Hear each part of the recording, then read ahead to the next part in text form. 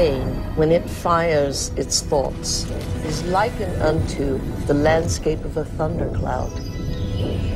And the synaptic cleft is the sky between the storm and the earth receptor site.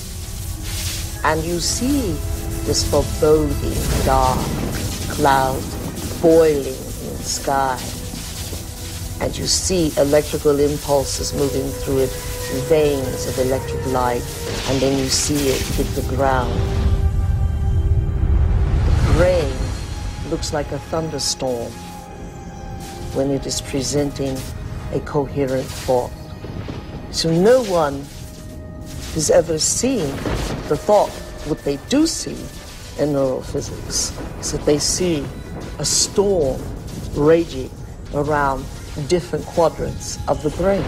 Those are areas that are mapped in the body and what the person must be responding to. A holographic image. Rage, murder, hate, compassion, love.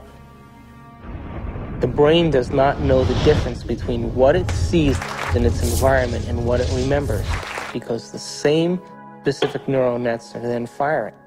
The brain is made up of tiny nerve cells called neurons. These neurons have tiny branches that reach out and connect to other neurons to form a neural net. Each place where they connect is integrated into a thought or a memory. Now, the brain builds up all its concepts by the law of associative memory.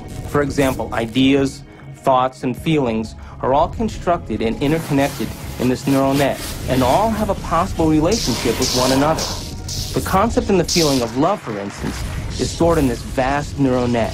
But we build the concept of love from many other different ideas. Some people have love connected to disappointment. When they think about love, they experience the memory of pain, sorrow, anger, and even rage. Rage may be linked to hurt, which may be linked to a specific person, which then is connected back to love. We build up models of how we see the world outside of us.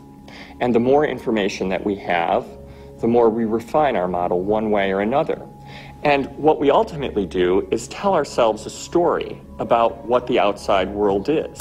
Any information that we process, any information that we take in from the environment is always colored by the experiences that we've had and an emotional response that we're having to what we're bringing in. Who is in the driver's seat when we control our emotions or we respond to our emotions?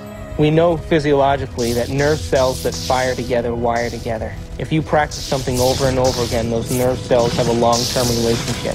If you get angry on a daily basis, if you get frustrated on a daily basis, if you suffer on a daily basis, if you give reasons for the victimization in your life, you're rewiring and reintegrating that neural net on a daily basis, and that neural net now has a long-term relationship with all those other nerve cells called an identity. We also know that nerve cells that don't fire together no longer wire together.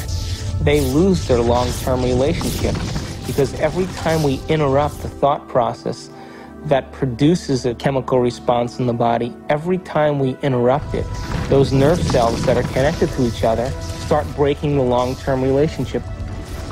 When we start interrupting and observing, not by stimulus and response and that automatic reaction, but by observing the effects it takes, then we are no longer the body, mind, conscious, emotional person that's responding to its environment as if it is automatic.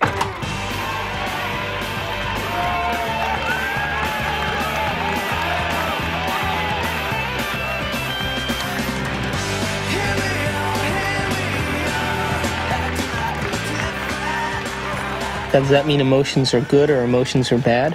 No, emotions are designed so that it reinforces chemically something into long-term memory. That's why we have them.